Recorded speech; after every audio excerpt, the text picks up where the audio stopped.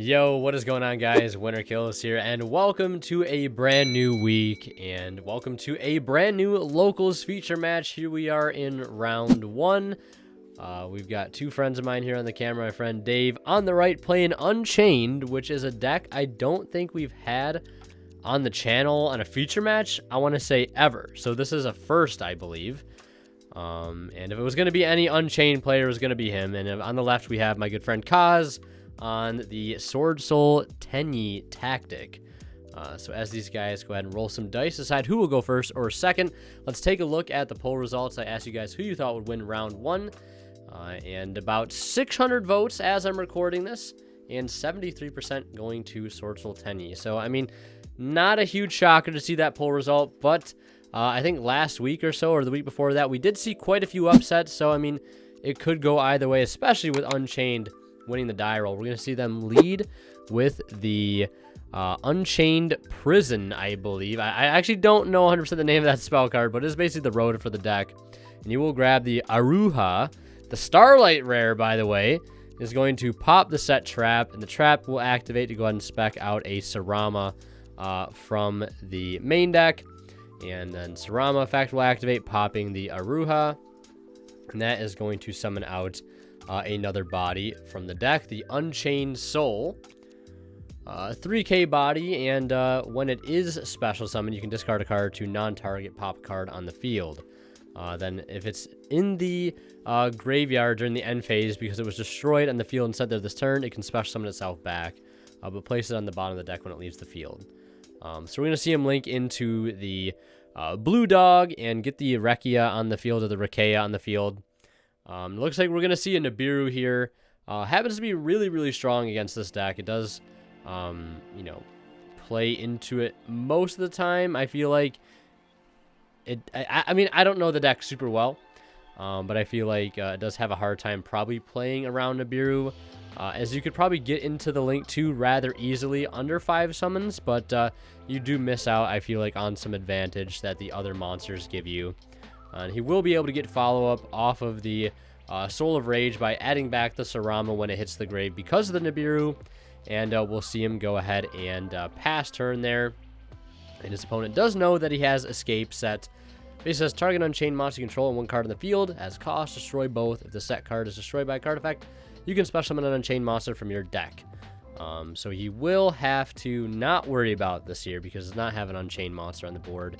And we're going to see our Swordsoul player open up really strong here. Long Yun pitching Vishuda to go to Baron. Baron effect to go ahead and clear the token. And he does have Vishuda in graveyard, which is really, really strong. We're going to see him normal Moyi, reveal Emergence. And this is just going to be game on board here if our Unchained player does not have anything to stop it. Long Yun putting his opponent down to 68 is very, very relevant here. I mean, if he does synchro into Chi Zhao, he's not going to need that 1200 burn damage anyways, so it won't matter regardless. And game one ends just as quickly as it started, and we're already into a game two situation. So not looking too hot here for Unchained. But as we head into game two, I'd like to mention a quick shout out to Imperium Duelist. If you guys are interested in picking up amazing playmats, sleeves, deck boxes, dice, or binders, check them out at the link below. The playmat on the left is from Imperium. Well, I mean, technically both mats on the table are from Imperium, but the one on the left is currently available. It is the predecessor of the one on the right. And they also have a rubber version of it with a very cool holographic design where the Millennium Rod is. So if you're interested in picking up one of those awesome mats, definitely do so at the link below. And don't forget to use my discount code WINTERKILLS10 off at checkout to save 10% off your entire order. And if you guys are buying anything on TCG Player, please do not forget to use my affiliate link found in the description of all my videos. Anytime you guys shop and check out using that link, a small bit of the revenue from your purchase will go right back into the channel and helps out a ton. So getting back to the game here, we're going to see a rather uneventful turn for our Unchained player. He did open up, the Unchained Soul of Disaster, which tends to be the Garnet of the deck, so not super strong. He will have D-Shifter, though, however, to back up this turn. Our Swordsoul player is just going to spec out the Vishuda, resolve a Desires, and set 2, and it looks like that is going to do it for his turn. So D-Shifter doing its job here and being a turn skip, like it usually is against most decks. Now, we do see some Swordsoul decks, however, playing D-Shifter in the main. So, I mean, it doesn't hurt the deck a ton, but I guess it could hurt other variants more so than others. This is a more Tenyi heavy lineup. And the Tenyis do like to hit the graveyard to get their effects, and they're constantly getting banished because of D-Shifter. It does hurt quite a bit. But it looks like we're going to see him flip up a Rakea. And it looks like we're going to see a Dragon Circle, Heavenly Dragon Circle activate here, tributing off the Vashuda to go ahead and add the Ashina here. Well, that would be good follow-up for next turn. And the Rakea will be able to swing in for 15, getting some damage here on the board. And we're going to see our Unchained player send another card, which looked to be Torrential Tribute. It will get hit by a Cosmic Cyclone in the end phase there, paying 1,000 life points for that. And we'll just see him pass turn there, hoping that last set card is something really, really strong. Looks like we might see the Mokleezy opening here. That's something I'm coining, the Mokleezy opening. You open up Ecclesia plus Moyi. Can definitely do some really good shenanigans there. Specking out the Ecclesia, normal summoning the Moyi, reveal Ashina, get the token, and there is a second Torrential in the back line there. And you could tag out the Ecclesia right now. Obviously, the card that it will summon, it will get destroyed.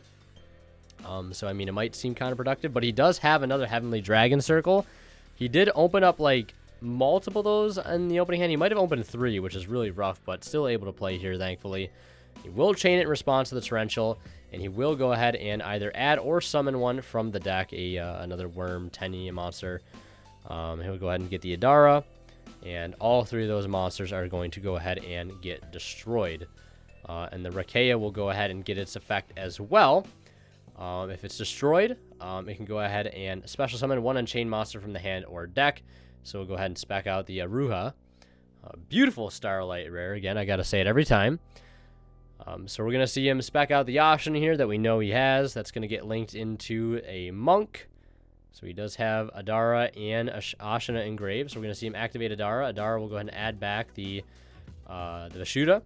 And if he's on a second copy of Adara here and it didn't get banished off Desires, he can go ahead and activate Ashina to spec out the Adara and then spec out the Vashuda to go ahead and access a level 8 Synchro play. Either go for something like Chijiao, or he could go for the Boxia route, I believe, which would be rather clutch here against the Unchained deck. The non-destruction removal the Tenyi version has access to is very, very strong, whether it's Vashuda or it's something like the Boxia. But we're going to see him spec out Vashuda, make another Monk, and then Vashuda go ahead and bounce the Arua back to the hand.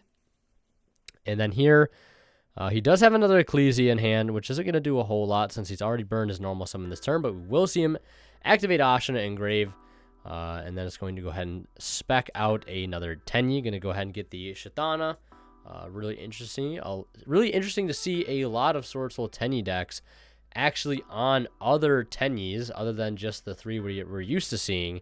I've seen some builds play the Wind Tenyi as well.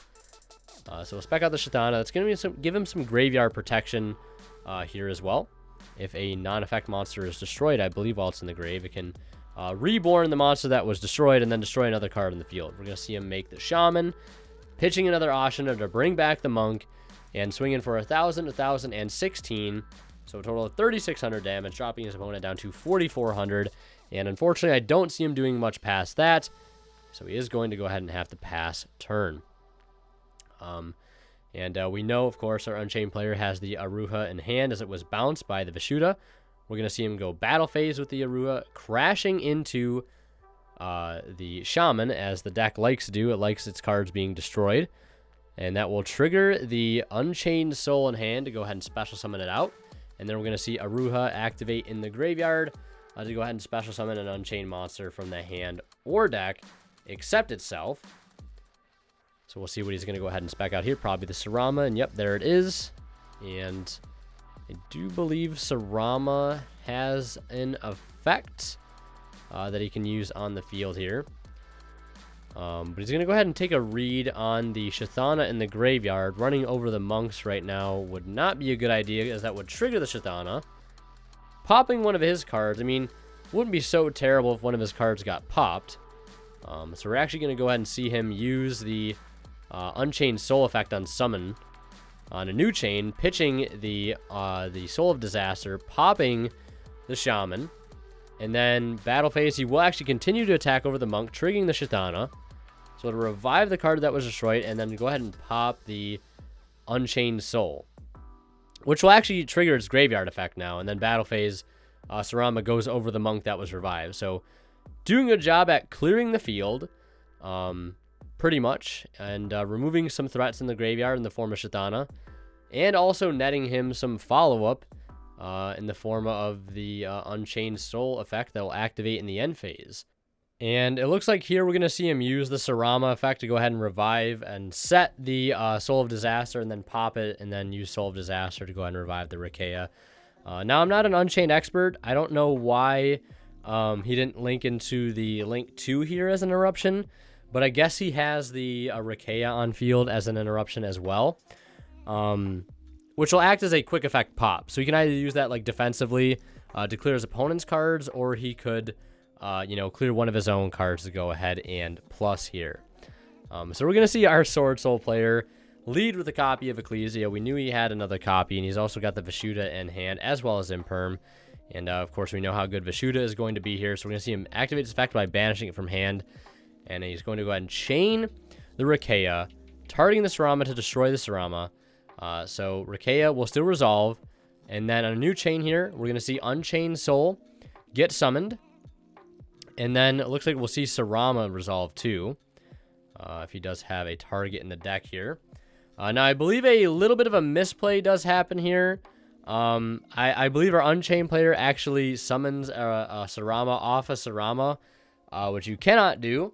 But it is what it is. These things happen. We're going to see him. He did have other targets in the deck to go ahead and special summon, so it's not a big issue. It's not like he didn't have any other targets left. He definitely did. And then we're going to see him use the Unchained Soul effect on summon, pitching the Rikeya to go ahead and non-target pop the monk, clear that off the field. And then we're going to see our Swordsoul player now go ahead and use the Ecclesia effect, tripping itself off the field to go ahead and special summon a Swordsoul. Going to go ahead and special summon out the Taie. Taie will banish monk, summoning out a token, and he'll be able to go into a level 8 synchro play here. Could go for the Berserker, which wouldn't be too terrible, by being able to banish some of these Unchained monsters when they go to activate their effects, or he could go for the classic Chi Zhao play, or he could go for Boxia. Boxia would be actually huge here, so we are going to see him go for that. That is going to attempt to spin back both the Soul and the Sarama into the deck, and then we're going to see Taie activate to go ahead and Foolish a Swordsoul or Worm, I believe. Need to double check on Taie's wording. If this card is sent to the graveyard to Secret Material, you can send, send a Swordsoul card or a Worm monster from the deck to the grave. So he will go ahead and dump a Long Yun, and then he'll swing in for 23, setting a card and passing it over to our Unchained player. We'll see if he's able to get out of this situation here. Just the one set, which could probably be, well, we know it's Imperm. It's not Blackout. So, I mean, Blackout wouldn't be too good here anyways. Because, popping the opponent's card in the situation just makes them plus anyways. We're going to see him top deck an Arua, which is an insane top deck at this point. He'll crash it into the Boxia. Take, I believe, 800 damage. And then we're going to see Sarama attempt to activate this effect here, and we'll get hit with an Imperm, forcing our Unchained player to pass. And unfortunately for our Swordsoul player, it does not look like he has too much follow-up here. And if he destroys the Sarama, he gets a plus off of it. If he leaves it on the field, he can just crash it next turn. He'll take 800, and he still has enough life points to sort of take that damage here. And the Ashina cannot be activated in the grave right now, because he does not have a non-effect monster on the field. So this puts our Swordsoul player in a little bit of a sticky situation, although he could use Boxia's other effect, I believe. It says, once per turn, you can target a card you control on a level 4 or lower monster in your graveyard. Destroy that card in the field if you do special summon that other monster from the grave. So he will set a Cosmic, destroy the Cosmic with Boxia to go ahead and revive Taie. Taie effect will activate, banishing Long Yun, specking a token, and going into another level 8 synchro play. We're going to see Chi Zhao here, beautiful Starlight Chi Zhao. And we're going to see Chainlink 1 Chi Zhao, Chainlink 2 Taie. So we'll be able to send a Swordsoul or a Worm, and then be able to get a search a Swordsoul. Closing out game here might be rather difficult. If he doesn't have a way to clear this Sarama outside of the battle phase, dealing this extra 1200 damage might be easier said than done. So we'll see what he wants to go ahead and send and add here. Looking at sending another copy of Longyun. So actually looks like we might not even see him use Tai effect here.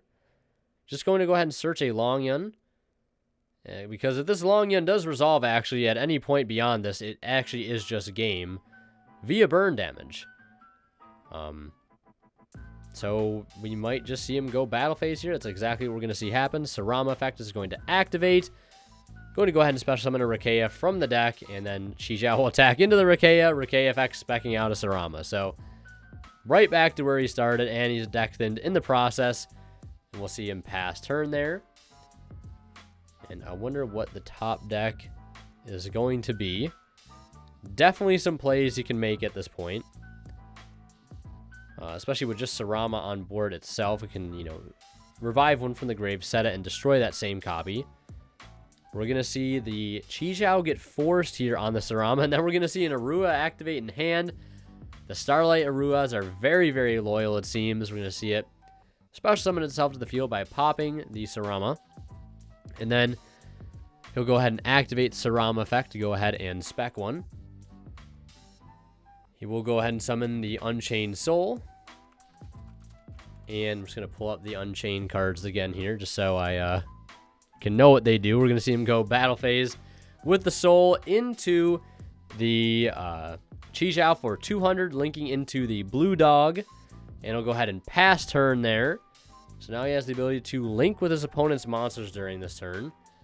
And we're going to see our Swordsoul player lead by setting a card and attempting to revive here with Boxia, that Mo Yi. And we know if he can get to the Mo Yi, he has the Longyun in hand to reveal. That could get him to Chijiao, which gets him a discard for Longyun, which wins him the game on the spot. So we're going to see him actually resolve the Mo Yi here, getting out the token. I don't think he'll let him get much further than this, though.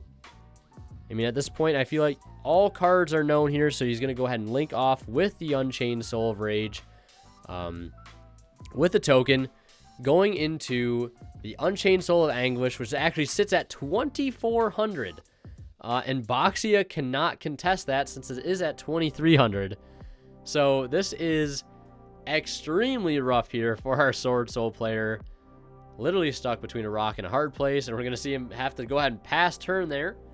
Soul of Anguish cannot quick link during the opponent's turn, only during the Unchained player's turn. We're going to see him link into an access code with the Boxia, and that is actually going to secure the game right there. So a very, very grindy game too, but it certainly did not disappoint. Unchained being able to clutch out that win there at the very end, and we're on to a Game 3 situation.